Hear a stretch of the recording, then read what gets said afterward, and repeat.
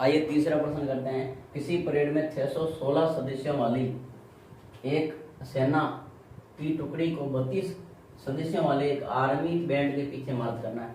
दोनों समूहों को समान संख्या वाले स्तंभों में मार्च करना है। उन स्तंभों की अधिकतम संख्या क्या होगी जिसमें वे मार्च कर सकते हैं। तो इधर देखो क्या दे रखा है, दो सेना की टुकड़ी, एक तो 616 सदस्यों वाली और एक 32 सदस्यों वाली।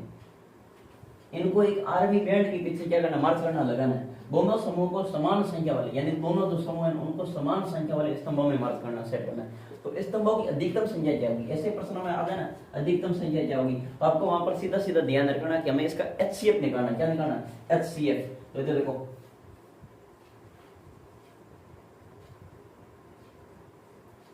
यूक्लिड विभाजन प्रमेय का प्रयोग करेंगे ना, तो इसमें पहले ये लिख लेते थे। देखो क्या करना है, स्तंभों की संख्या, स्तंभों की अधिकतम, स्तंभों की क्या ज्ञात करनी है, अधिकतम संख्या ज्ञात करनी है। यानी कि आपको क्या ज्ञात करना है, HCF ज्ञात करना है। किसका, 616 और 32 का आपको क्या निकालना है, HCF निकालना है। तो आपका वही तरीका यूक्लिड विभाजन प्रमेय का क्या होती है, A बराबर BQ प्लस का R। इधर देखो क्या शर्त है, B का मान कभी R का मान R का मान B से कभी नहीं, कभी क्या नहीं होगा, बड़ा नहीं होगा। और इसमें आपको ये क्या ध्यान रखना है, R का मान देखो, ऐसे देखो R का मान कभी भी B से बड़ा नहीं होगा। R का मान 0 के बराबर या 0 से बड़ा हो सकता है। हो गया। इधर देखो तो वही चरण के रूप में लेके इसको हल कर लो। चरण नंबर फर्स्ट देखो 616 बराबर इसमें किसका भाग, 32 का लगाएंगे हम भाग। तो 616 में 32 का भाग कितनी बार देगा, देखो 32 एकम 32, 11 में से दोगे 9 और यहाँ पर 5 3 यानी कितना बच गया, 29 बच गया। उतारेंगे 6 यानी 296। तो इसमें भाग कितनी बार जाएगा, पूरा पूरा 9 बार चेक कर लेते हैं। लास्ट बार 9 दुए 18 हासिल का 1 9 3 27 1 28 यानी ये कितना हो गया 288, 9 बार गया ना। तो इसमें शेष कितना बच रहा है, ये 16 में से 8 गए 16 में से 8 गए 8 शेष पर बच गया। यानी कि 32 का भाग 616 में लगाने पर शेष फल तो आगे सॉरी भागफल आपके आ गया 19 और शेष फल आपके आ गया 8। बताओ R का मान 0 आ रहा है क्या, नहीं आ रहा है। तो हम आगे बढ़ेंगे, यानी चरण नंबर लेंगे अपन 2, चरण नंबर 2। अब देखो क्या तरीका बताया था, 1 को छोड़ो 2 को ले लो, 3 को छोड़ो 4 को ले लो। कैसे, देखो 1 को छोड़ा 2 को ले लो, 1 को छोड़ा 2 को ले लो, 3 को छोड़ो 4 को ले लो, यानी 8 ले लिया। 8 चौक 32, शेष फल कितना गया 0। बताओ R का मान 0 आ रहा है क्या, यस R का मान 0 आ रहा है। अगर R का मान 0 आए तो B के स्थान पर जो भी अंक होगा वो हमारा क्या होगा, उत्तर होगा। तो क्या लिखेंगे, अतः स्तंभों की हमारा HCF यानी HCF निकालना था, स्तंभों की अधिकतम संख्या यानी HCF। तो अतः स्तंभों की अधिकतम संख्या बराबर कितनी होगी, 8 होगी। यही हमारा उत्तर है। उत्तर कैसे,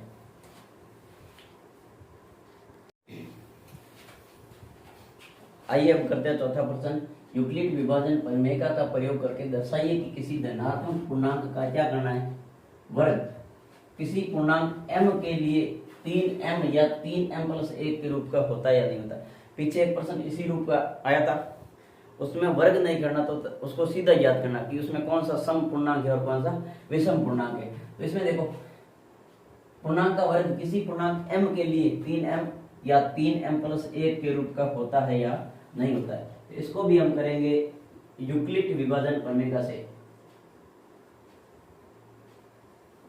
यूक्लिड विभाजन प्रमेय का क्या होती है, A बराबर BQ प्लस का R। क्या शर्त है कि R का मान कभी भी B से क्या नहीं होगा, बड़ा नहीं होगा। हाँ R का मान 0 के बराबर या 0 से बड़ा हो सकता है। अब इसमें क्या लिख रखा है, किसी पूर्णांक m, तो हमें पूर्णांक नहीं पता, हमें क्या मान लेंगे, माना a कोई क्या है, a कोई धनात्मक पूर्णांक है, a कोई धनात्मक पूर्णांक है। देखो पीछे प्रश्न में क्या था, सम आए तो 2n और विषम आए तो 2n प्लस का क्या होता है, एक होता है, ये सम और ये क्या होता है विषम, ये रूप होता है। अब देखो इसमें क्या करना है, इसमें देखो अगर a कोई धनात्मक पूर्णांक है तो हमें किसका मान चाहिए, b बराबर कितना होगा, कैसे लिखेंगे इसका पता कैसे करेंगे, तो देखो हम पूर्णांक लिखेंगे, जैसे 1 2 3 4 5 6 आगे लिख सकते हो। देखो तो इसमें क्या बोल रहा है, वर्ग बोला ना, हम भी यहाँ पर क्या करेंगे, ये एक तरीका है, देखो तो यहाँ पर इसका क्या कर देते हैं, वर्ग कर देते हैं। 1 का वर्ग 1, 2 का वर्ग 4, 3 का वर्ग 9, 4 का वर्ग 16, 5 का 25 और 6 का 36।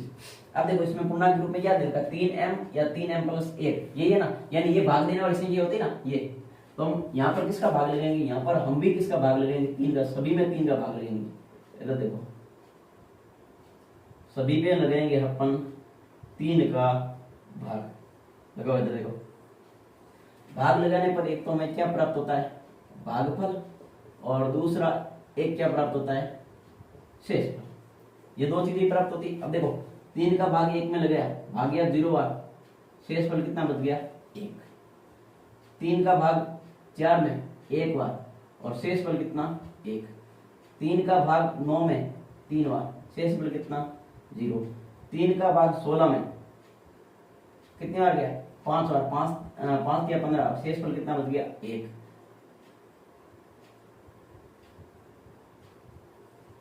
3 का भाग 25 में 8 दिया 24 यानी 8 बार, 24 यानी कितना बच गया 1 बच गया। इसी तरह से इसमें कितनी बार जाएगा, 12 दिया 36, शेषफल कितना बच गया 1। यानी देखो 1 1 0 1 1 0, यानी कितने के बाद रिपीट हो रहा है, 3 के बाद रिपीट हो रहा है, तो हम यहाँ पर b का मान कितना लेंगे, 3 लेंगे। आपको सीधा सा पता है अगर b का मान 3 है तो r का मान 0 हो सकता है, 1 हो सकता है और कितना हो सकता है 2 हो सकता है। अब हमें क्या बोल रखा है, हमें वर्ग करने का बोल रखा है ना, वर्ग, तो हम इन तीनों को लिखेंगे और वर्ग करेंगे। उसमें 6 तक अंक आए थे ना, 5 तक, तो हमने उनको 5 बार लिखा था, इसको 3 बार लिखेंगे। कैसे लिखेंगे, वही सेम ये सूत्र लेकर करना है। देखो आपको तो मैं सभी में एक बार लिख देता हूँ, a बराबर बी क्यू प्लस का r। उधर देखो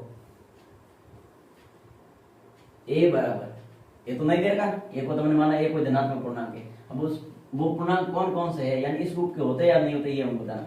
b का मान कितना लिखा है 3, q का मान नहीं पता, प्लस r का मान एक बार, तो यहाँ पर हम क्या लिखेंगे 0 हो गया, एक बार लिख दिया। दोबारा चाहो तो सूत्र लिख सकते हो, बार बार कोई जरूरी नहीं है, बाकी हम यहाँ लिख देते हैं। यहाँ पर भी a बराबर b का मान कितना 3, q का q, और r का मान यहाँ पर क्या कितना लिखेंगे 1 लिखेंगे। और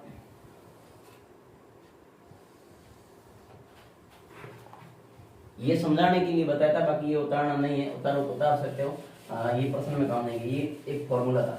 इधर देखो एक बार और लिखते हैं, a बराबर बी क्यू प्लस का r, तो वही a का a, b का मान 3, q का q, और r की जगह अब कितना लिखेंगे 2 लिखेंगे। अब देखो ये तो हमने लिख दिया, अब इसमें क्या बोल रखा है, वर्ग का बोल रखा है, इसका भी करेंगे वर्ग, इसका भी करेंगे वर्ग, इसका भी वर्ग, इसका भी वर्ग, इसका भी वर्ग करेंगे, और इसका भी क्या करेंगे वर्ग करेंगे। इधर देखो a स्क्वायर बराबर, इसका वर्ग करो, देखो पहले जोड़ लो, 3q में 0 जोड़ोगे तो क्या रहेगा 3q रहेगा ना, 3q, और इसका क्या कर लो वर्ग कर लो, तो ये a स्क्वायर बराबर ये कितना हो गया आपके 3 का वर्ग 9q स्क्वायर हो गया ना। अब देखो इसको पहले हल कर लेते हैं, तो a स्क्वायर बराबर, देखो हमें यहाँ पर कितना लाना 3m लाना, तो 3m लाने के लिए यहाँ पर कितना कॉमन लेना पड़ेगा 3 कॉमन लेना पड़ेगा। 3 का भाग 9 में कितनी बार 3 बार, और q स्क्वायर का क्या बच गया q स्क्वायर बच गया ना। अब देखो a स्क्वायर का a स्क्वायर, 3 का कितना लिख दो 3। अब इस पूरे की जगह हम क्या मान लेंगे m मान लेंगे, तो हम इस पूरे की जगह क्या लिखेंगे m। बताओ a स्क्वायर बराबर 3m आ रहा है या नहीं आ रहा है, ये एक अंश तो हमारा ये आ गया, यानी ये सेम हो रहा है मैच। इसी तरीके से इसको करेंगे a स्क्वायर का a स्क्वायर। अब देखो इस पूरे का देखो 3q प्लस 1 यानी a प्लस बी का होल स्क्वायर लग रहा है ना, हम यहाँ पर भी यही करेंगे, a प्लस बी का क्या करेंगे whole square, a plus B का होल स्क्वायर, तो क्या होता है a स्क्वायर प्लस का 2ab और प्लस का क्या होता है b स्क्वायर होता है। तो इधर देखो a स्क्वायर का a स्क्वायर, ये तो सीधा लिख दो। अब ये सूत्र लगाओ, a स्क्वायर यानी 3q का स्क्वायर प्लस 2 का 2, a का मान कितना 3q और b का मान कितना 1 और प्लस b का स्क्वायर यानी a का स्क्वायर, तो ये a स्क्वायर बराबर ये 3 किया कितना हो गया 9q स्क्वायर और प्लस का 3 दुआ 6 और सॉरी 3 दुआ 6q आ गया और प्लस में कितना आ गया 1 का स्क्वायर 1 हो गया। हो गया। अब देखो यहाँ पर के मैं क्या करना है 3 लाना ना, यहाँ 3, तो 3 कैसे लाएंगे, 3 लाने के लिए इन दोनों में कॉमन लेना पड़ेगा। कॉमन क्या आ जाएगा 3 कॉमन लेंगे तो 3 का भाग लगेंगे तो 3 तिया 9 और q स्क्वायर का q स्क्वायर प्लस 3 दुए 6 और q का q और ये प्लस का एक अलग से लिख दो, लिख दिया। अब देखो a स्क्वायर बराबर 3 का लिखा 3, इस पूरे की जगह मैं क्या लिखूंगा m और प्लस का कितना 1, दोनों उत्तर आ गया। अब देखो इस रूप में लिखा था, इसको हल करोगे तो भी यही आने वाला है। इधर देखो a स्क्वायर बराबर यहाँ भी सर्वसमीका लग रही है, आप चाहो तो सर्वसमीका लिख सकते हो a प्लस b का होल स्क्वायर यानी ये a और ये b, तो a स्क्वायर प्लस का 2ab और प्लस का क्या होता है b स्क्वायर, तो ये इसको करो a स्क्वायर बराबर ये सीधा लिख देते हैं। अब ये सर्वसमीका लगाओ यानी ये इसमें 3q का होल स्क्वायर प्लस 2 a का मान 3 q गुणा b का मान 2 प्लस b का मान कितना है 2 का क्या करना है स्क्वायर करना है। इधर देखो a स्क्वायर बराबर यहाँ पर आगे आपके सॉरी 3 तिया 9q स्क्वायर प्लस ये कितना आ गया देखो 3 दुआ 6 और 6 दुआ कितना आ गया 12q और प्लस का 2 दूनी कितना आ गया 4 आ गया। अब देखो यहाँ पर भी क्या करना, देखो लाना कितना है 3 लाना ना, तो 3 लाने के लिए हम क्या करेंगे, देखो इसमें भी 3 का भाग जाता है, इसमें भी 3 का भाग जाता है, परंतु 4 में 3 का भाग जाता है क्या नहीं। तो पीछे वाले प्रश्न में जैसे हमने अंक के टुकड़े करके लिखे थे ना, इसी तरह इस प्रश्न में भी हम इसको टुकड़े करके लिख देंगे। ये जैसे यानी 9q स्क्वायर प्लस का 12q और मैं इस 4 को 3 प्लस 1 लिखूंगा तो कोई फर्क नहीं पड़ने वाला है, ये 4 का 4 ही रहेगा। तो हम इस पूरे में इतने में क्या कॉमन लूंगा, मैं 3 कॉमन लूंगा, तो a स्क्वायर बराबर देखो 3 का भाग, देखो 3 ले लिया कॉमन, 3 का भाग 9 में 3 बार, q स्क्वायर का q स्क्वायर शेष बच गया, 3 का भाग 12 में कितनी बार 4 बार, 4 और q का q शेष बच गया, प्लस 3 का भाग 3 में कितनी बार 1 बार। हो गया। इस पूरे में इतने में कॉमन लिया था, ये कोष्टक कर दो बंद और प्लस का एक अलग से लिख दो।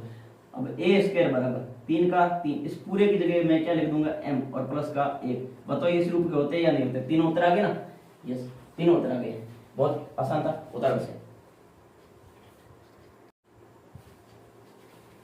आइए प्रश्न संख्या 5 की तरफ बढ़ते हैं। यूक्लिड विभाजन प्रमेय का प्रयोग करके दर्शाइए कि किसी धनात्मक पूर्णांक का क्या करना है घन करने पर 9m प्लस 1 या 9m प्लस 8 के रूप का होता है या नहीं होता, ये हमें बताना। पीछे एक सीधा प्रश्न आया था, उसके बाद वर्ग वाला प्रश्न किया था, अब आ रहा है घन वाला प्रश्न। देखो सेम वही तरीका, किस विधि से करना है,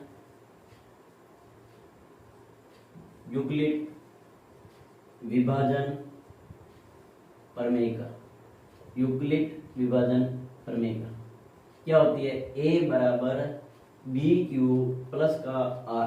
क्या शर्त है, r का मान कभी भी क्या नहीं होता है b से बड़ा नहीं होता, परंतु r का मान 0 के बराबर या 0 से बड़ा हो सकता है।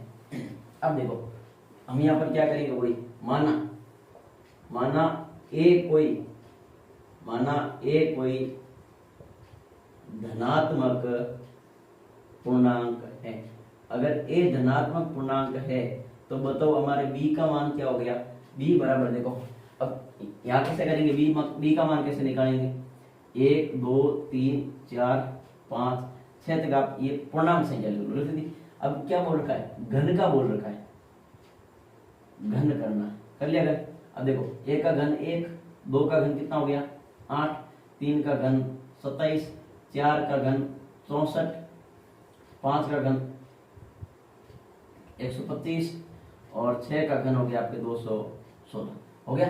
अब देखो इसमें इस रूप का 9m प्लस 1 यानी भाग देने वाला संख्या इस पर्सन में कितनी देखी 9, हम यहाँ पर हम किसका भाग लगाएंगे, सभी में 9 का भाग लगाएंगे, किसका भाग लगाएंगे 9 का भाग लगाएंगे, तब हमें पता चलेगा कि हमारा बी क्या होगा।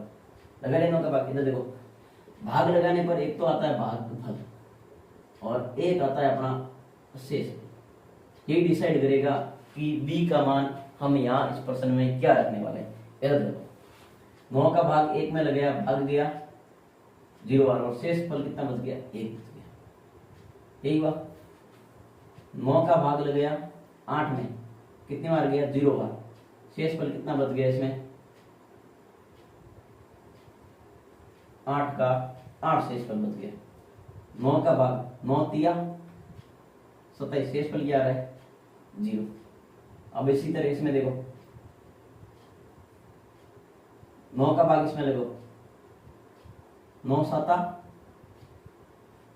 63 यानी भाग गया 7 बार, यानी शेष फल कितना बचा 1। अब इसमें भाग लगो, देखो 9 एकम 9 कितना बच गया 3, कितना हो गया 35, 9 तिया कितना हो गया 27 यानी कितना 8 शेष फल देगा, शेष फल कितना आ गया 8। और इसी तरह वापिस इसमें लगो 9 एकम 9 9 दुआ 18 यानी भाग कितनी बार गया 2 बार 18 यानी शेष फल कितना बच गया 3 और ये 6 होता रहा, यानी भाग कितनी बार गया 4 बार, शेष फल कितना बचा 0, शेष फल कितना बच गया 0। देखो रिपीट क्या हो रहा है 1 8 0 1 8 0 यानी रिपीट कितने के बाद हो रहा है 3 के बाद हो रहा है रिपीट, 3 के बाद रिपीट हो रहा है। तो हम b का मान यहाँ पर क्या लिखेंगे 3 लिखेंगे, अगर b का मान 3 लिखेंगे तो r का मान 0 1 और 2 हो जाएगा, हो गया। अब पीछे वाले प्रश्न की तरह देखो, इसको साफ कर देता हूँ।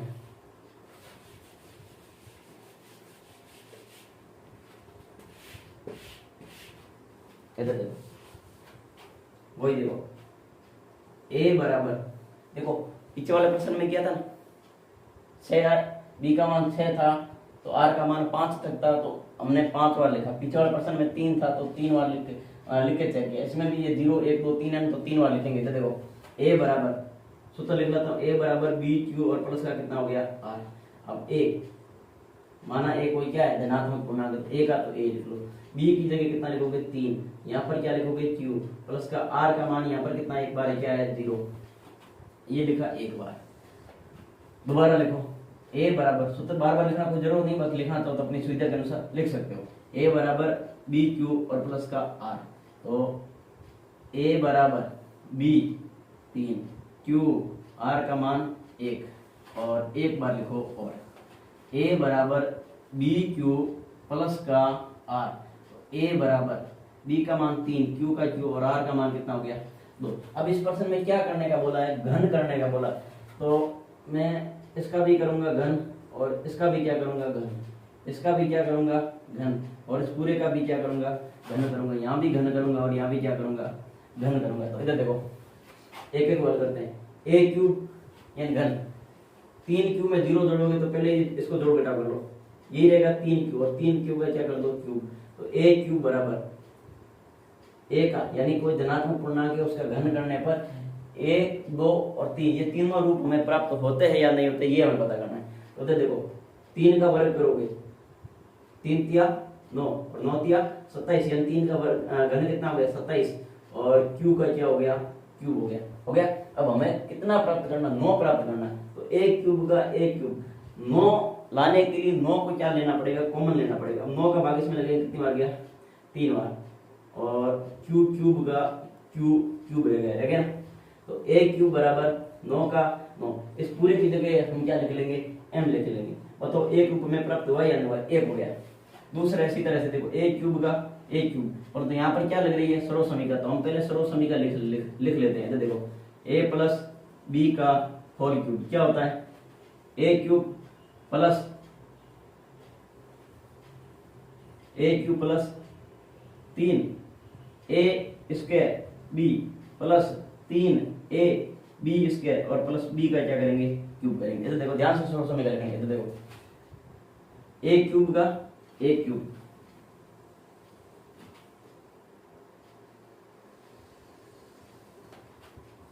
ए क्यूब का ए क्यूब, अब देखो ए का क्यूब यानी 3 क्यू का क्यूब प्लस 3 सूत्र वाला ए स्क्वायर यानी कोष्टक में लिखो, गुणा में लिखो एक बार, 3 क्यू का स्क्वायर और फिर वापस गुणा में बी यानी एक का स्क्वायर नहीं, सीधा एक लिखना, प्लस 3 ए का मान कितना है, ए का मान आपका 3 क्यू और गुणा बी का मान एक का क्या करना स्क्वायर और प्लस बी कितना एक का क्या कर लो क्यूब कर लो। अब इसका कैलकुलेशन करो, देखो ए क्यूब बराबर 3 का वर्ग कितना हो गया 27 क्यूब हो गया प्लस ये तो देखो 3 का वर्ग करो 9 और 9 दिया कितना हो गया, ये हो गया आपका 27 और क्यू का क्या हो गया स्क्वायर हो गया, एक से गुणा करो कोई फर्क नहीं पड़ेगा, कैलकुलेशन सही कर लेना। अब देखो 3 तिया 9 और क्यूब का 3 तिया 9 और क्यूब का क्यूब और प्लस में कितना रह गया, एक का क्यूब कितना आ गया, एक आ गया। ये तो देखो ए क्यूब बराबर इस पूरे में क्या लेंगे, कॉमन लेंगे। क्या कॉमन लेंगे, 9 कॉमन लेंगे। क्यों लेंगे, क्योंकि हमें क्या लाना है, 9 लाना है। तो 9 लाने के लिए 9 को ले लिया हमने कॉमन, क्योंकि 9 का भाग इन सभी संख्याओं में जाता है, इन तीनों में, इसे को छोड़ देंगे। 9 का भाग इसमें लगोगे 3 बार और क्यूब रह गया, इसमें भी कितनी बार गया 3 बार और स्क्वायर का स्क्वायर बच गया और इसमें 1 बार गया, यानी 9 से 9 कट गया, क्यूब बच गया, हो गया। कोष्टक बंद और प्लस का कितना लिख दो, ए क्यूब का ए क्यूब बराबर 9 का 9, इस पूरे की जगह मैं क्या लिख लूंगा m और ये प्लस का कितना बच गया, 1 बच गया। बताओ दूसरा रूप प्राप्त हुआ या नहीं हुआ, यस हो गया, 2 तरह के अपने।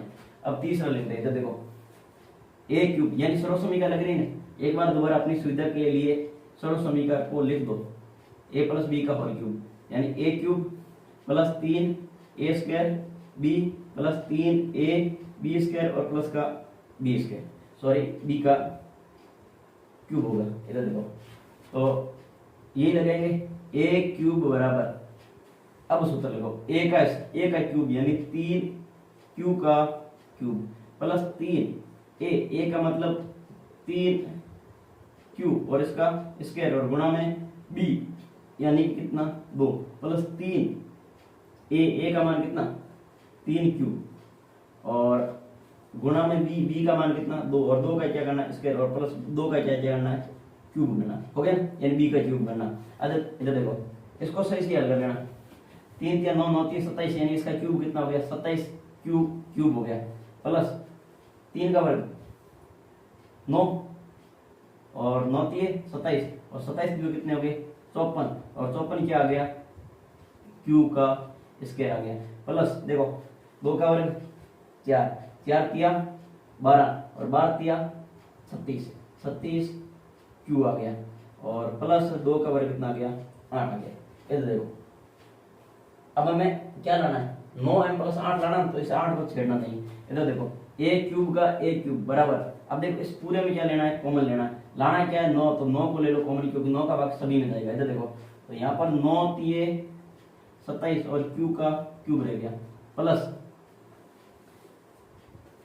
इसमें कितनी बार गया 6 बार और क्यू का क्या रह गया स्क्वायर रह गया और इसमें कितनी बार गया 4 बार और साथ में क्या बच गया क्यूब बच गया और प्लस का कितना रह गया 8 रह गया। तो ए क्यूब बराबर इधर देखो 9 का 9, इस पूरे की जगह मैं क्या लिख दूंगा m और प्लस का शेष कितना बच गया 8। बताओ तीनों आंसर आ रहे या नहीं आ रहे। देखो पहले वाले प्रश्न में आपको सीधा करना था, समझ में आया। दूसरे वाले प्रश्न में हमने वर्ग किया है, जो भी यहाँ संख्या दे रखी थी उसमें हमने पूर्णांक संख्या लिख के उसका भाग लगाया, उसके बाद हमें पता चल गया कि डी का मान कितना लेना 3, उसमें भी 3 आया था, इसमें भी 3 आया। उस प्रश्न में किया था वर्ग और इसमें किया है घन, और घन करने पर ये हमें तीनों रूप प्राप्त हो रहे हैं या नहीं हो रहे ना, यस उत्तर से।